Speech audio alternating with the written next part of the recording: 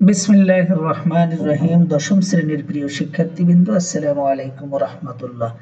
প্রিয় শিক্ষার্থীরা, আজকের ভিডিওটা তৈরি করছি তোমাদের জন্য। প্রিয় শিক্ষার্থীরা, তোমরা যারা 2026 সালে এসএসসি পরীক্ষায় অংশগ্রহণ করবে, তোমাদের ইসলাম শিক্ষা পাঠ্যপুস্তকের দ্বিতীয় অধ্যায়ের উপরে দুটি মডেল টেস্ট নিয়ে এসেছি বহু নির্বাচনী আকারে। যদিও ইতিপূর্বে তোমাদের বাকি অধ্যায়গুলো অর্থাৎ প্রথম, তৃতীয়, চতুর্থ এবং পঞ্চম অধ্যায়ের ক্লাসগুলো আমার চ্যানেলে আপলোড করা আছে। তোমাদের প্লে লিস্টে লিংক দেওয়া হবে, তোমরা সেখান থেকে চাইলে দেখে নিতে পারবে। প্রিয় শিক্ষার্থীরা, দ্বিতীয় অধ্যায় তোমাদের সিলেক্টিভ পার্টগুলো যে রয়েছে 2, 1, 5, 8, 9, 10, 12, 15, 19, 21 এবং 22, এগুলোই তোমাদের 2026 সালে এই পার্টগুলো থেকেই প্রশ্ন আসবে। নির্যাসা থেকে তোমাদের জন্য প্রশ্নগুলো তুলে নিয়ে এসেছি। প্রথম মডেল টেস্টের প্রথম প্রশ্ন, মহান আল্লাহ প্রদত্ত সকল বিধিবিধানকে কি বলা হয়? শরীয়ত বলা হয়। ইসলামী শরীয়তের বিষয়বস্তু পরিধি অত্যন্ত ব্যাপক। মুসলিম মনীষীগণ শরীয়তের বিষয়বস্তুকে কয় ভাগে ভাগ করেছেন? 3 ভাগে। 3 ভাগটা নিচে 4 নম্বরে দেওয়া আছে, দেখো। কোনটি ইসলামী শরীয়তের বিষয়বস্তুর অন্তর্ভুক্ত নয়? অর্থাৎ 3টা অন্তর্ভুক্ত, একটা নয়। কোনটি সেটা? আখিরাত। আল্লাহ ও তার রাসূলকে অস্বীকার করা কি অস্বীকার করার নামান্তর? শরীয়তকে। শরীয়তকে যদি কেউ অস্বীকার করে তাহলে সে আল্লাহ এবং তার রাসূলকেই অস্বীকার করলো। শরীয়তের মূল উৎস কয়টি? 2টি। শরীয়তের উৎস কয়টি? 4টি। মূল থাকলে 2টি, মূল না থাকলে 4টি। ইসলামী শরীয়তের সকল বিধিবিধানের মূল উৎস হলো আল কোরআন। মূল উৎস আল কোরআন। জনাব জামাল শরীয়তের কিছু অংশ পালন করেন আর কিছু অংশ পালন করেন না। এর ফলে পার্থিব জীবনে সে লাভ করবেন লাঞ্ছনা গঞ্জনা। শরীয়তের কিছু অংশ পালন করা আর অন্য অংশ অস্বীকার করা, কিছু অংশ অস্বীকার করা, এটা কুফর। এরকম যে করবে তাকে কাফির বলা যায়। প্রশ্ন 11, শরীয়তের বিষয়বস্তু ভাগ হচ্ছে আকীদাগত বিধান, বিধিবিধান, নৈতিকতা সংক্রান্ত রীতিনীতি, বাস্তব কাজের নিয়ম কানুন। এই তিনটাই সঠিক উত্তর। শরীয়তের পূর্ণতার ঘোষণা রয়েছে সূরা আল মাইদার 3 নম্বর আয়াতে। তিলাওয়াত শব্দের অর্থ পাঠ করা, আবৃত্তি করা, পড়া, অনুসরণ করা, উপরের সবগুলো। 14, দেখে দেখে কোরআন তেলাওয়াতকে কি বলা হয়? নাজিরা তেলাওয়াত বলা হয়। সুন্দর রূপে কোরআন তেলাওয়াত করার নিয়মকে বলে তাজবিদ। আল্লাহ তাআলা এক বিশেষ নিয়ামত কোনটি? আল কোরআন। আল্লাহ তাআলার এক বিশেষ নিয়ামত আমাদের জন্য হলো কোরআন মাজিদ। কোরআন বিজ্ঞানীদের জন্য একটি বিজ্ঞান সংস্থা, ভাষাবিদদের জন্য শব্দকোষ, বৈয়াকরণের জন্য ব্যাকরণ গ্রন্থ এবং বিজ্ঞানের জন্য একটি বিশ্বকোষ। উক্তিটি করেছেন এক ফরাসি পণ্ডিত। তবে কি তারা কোরআন সম্বন্ধে অভিনিবেশ সহকারে চিন্তা করে না? না তাদের অন্তর তালাবদ্ধ? এই আয়াতটা কোন সূরার? এই আয়াতটা হলো সূরা আল মুহাম্মাদের 24 নম্বর আয়াত। আর আপনি কোরআন আবৃত্তি করুন ধীরে ধীরে ও স্পষ্টভাবে। এই আয়াতটি কি নির্দেশ করে? এই আয়াতটি নির্দেশ করে তাসবিদের। কোরআন পড়তে হবে তাসবিদের আলোকে। যে ব্যক্তি আল্লাহর কিতাব থেকে একটি হরফ পাঠ করবে সে একটি নেকি লাভ করবে, আর এই নেকির পরিমাণ হলো 10 গুণ। হাদিসটি কোন গ্রন্থ থেকে নেওয়া হয়েছে? হাদিসটি তিরমিজি শরীফ থেকে নেওয়া হয়েছে। আমার উম্মতের উত্তম ইবাদতগুলো হলো কোরআন তেলাওয়াত। হাদিসটি কোথা থেকে নেওয়া হয়েছে? বাইহাকি থেকে।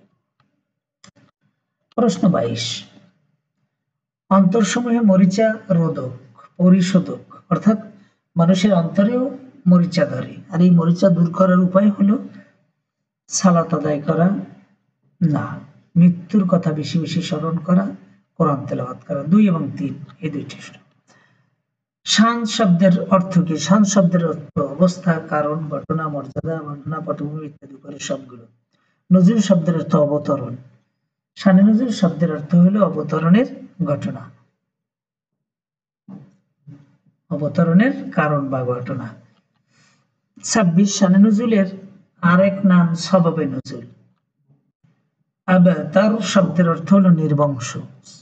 সূরা আল কাউসারের মধ্যে রয়েছে ইন্না শানিয়াকা হুয়াল আবতার। প্রশ্ন 28, শানে নজুল জানার উপকারিতা দুটি। এর দ্বারা শরীয়ত বিধান প্রবর্তনের রহস্য জানা যায়, আয়াতের অর্থ উদ্দেশ্য সঠিক মর্মার্থ অবগত হওয়া যায়, কোরআন তেলাওয়াতের উপকারিতা জানা যায় না। 1 আর 2 সঠিক উত্তর। শানে নজুল জানার উপকারিতা কয়টি? দুটি। সূরা আল ইনশিরা কোরআনের কততম সূরা? 94তম সূরা। চলো মডেল টেস্ট 31, সূরা আল ইনশিরা এ আয়াত সংখ্যা কয়টি? 8টি। নবুয়ত লাভের পূর্বে মক্কা নগরীর লোকেরা মহানবীকে কি বলে ডাকতেন? আল-আমিন বলে ডাকতেন। নিশ্চয়ই কষ্টের সাথে স্বস্তি রয়েছে, সুখের সাথে কষ্ট রয়েছে, আরামের সহিত ব্যারাম রয়েছে। এটি কোন সূরার আয়াত বা কোন সূরায় বলা হয়েছে? সূরা আল ইনশিরায়। 34, মহানবী ধ্যানমগ্ন থাকতেন কোথায়? হেরা গুহায়। মহান আল্লাহ মহানবী সাল্লাল্লাহু আলাইহি ওয়াসাল্লামের মর্যাদা সমুন্নত করেন নবুয়তের মাধ্যমে। জীবনের প্রতিটা মুহূর্ত অত্যন্ত মূল্যবান, এটি সূরা ইনশিরার শিক্ষা। 37, সূরা আত-তিন আল কোরআনের কততম সূরা? 95তম সূরা। সূরা আত-তিনে মহান আল্লাহ কয়টি বস্তুর শপথ করেছেন? 4টি। তুর পর্বত অত্যন্ত বরকতময়, কারণ এখানে তাওরাত কিতাব নাজিল হয়। মুসা আলাইহিস সালাম মহান আল্লাহর সাথে কথোপকথন করেন। 1 আর 2 সঠিক উত্তর। 40 নম্বর, সৃষ্টি জগতে কার আকৃতি সবচেয়ে সুন্দর? মানুষের। নিরাপদ নগরী বলতে কোন নগরীকে বোঝায়? মক্কা নগরীতে। সূরা আল মাউন আল কোরআনের 107তম সূরা, এখানে আয়াত সংখ্যা 7। মাউন শব্দের অর্থ হলো নিত্য ব্যবহার্য বস্তু বা আসবাবপত্র।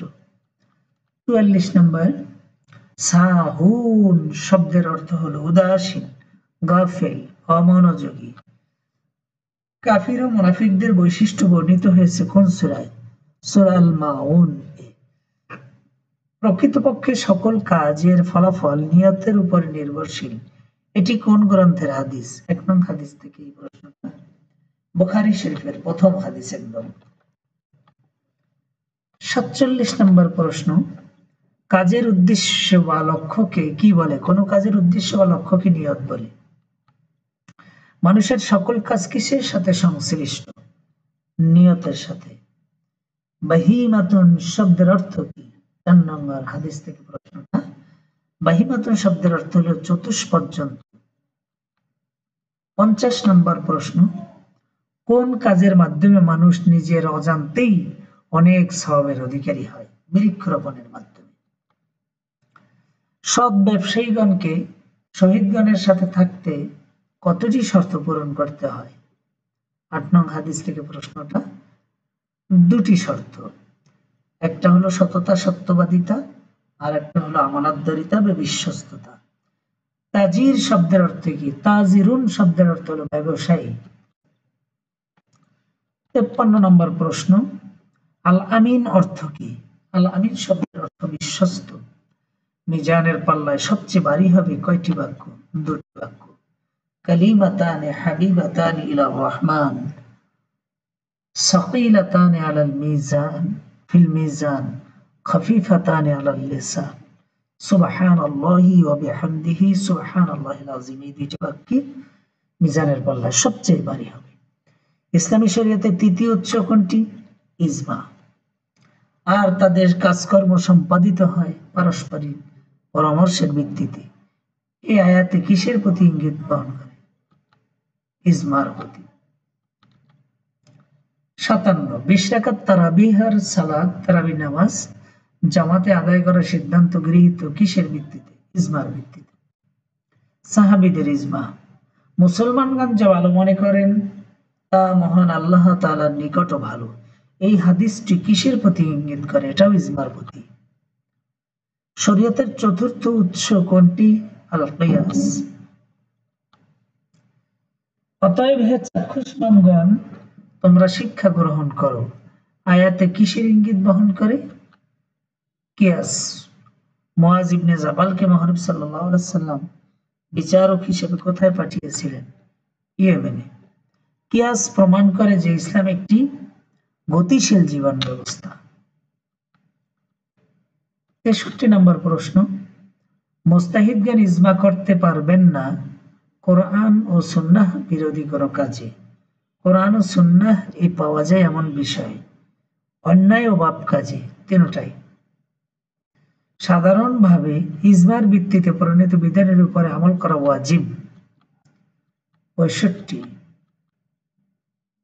শরীয়তের যেসব বিধান কোরআন সুন্নাহর অকাট্য দলিল দ্বারা অবশ্য কর্তব্য অলঙ্ঘনীয় বলে প্রমাণিত তা হলো ফরজ। ফরজে কিফায়া হলো জানাজার নামাজ, সালাত। 67 নম্বর, যেসব কাজে কোনো সওয়াব বা গুনাহ নেই তা বা হলো মুবাহ। আজান ইকামতের শরঈ হুকুম কি? সুন্নাতে মুআক্কাদা। হালাল শব্দের অর্থ কি? উপরের সবগুলো, বৈধ, সিদ্ধ, আইনানুগ, অনুমোদিত, পবিত্র ইত্যাদি। হালালকে হারাম ও হারামকে হালাল মনে করা কুফর। প্রিয় শিক্ষার্থীরা, এই 70টি বহু নির্বাচনী প্রশ্ন তোমাদের সংক্ষিপ্ত সিলেবাস থেকে আনয়ন করা হয়েছে। এই প্রশ্নগুলো যদি তোমরা পড়ো, ইনশাল্লাহ আশা করা যায় এখান থেকে ম্যাক্সিমাম প্রশ্ন তোমরা কমন পাবে। এই আশাবাদ ব্যক্ত করে আজকের মতো এখানেই শেষ করছি। সবাই ভালো থাকবে, সুস্থ থাকবে এই প্রার্থনা করে আজকের মতো এখানেই শেষ করছি। আসসালামু আলাইকুম ওয়া রাহমাতুল্লাহ।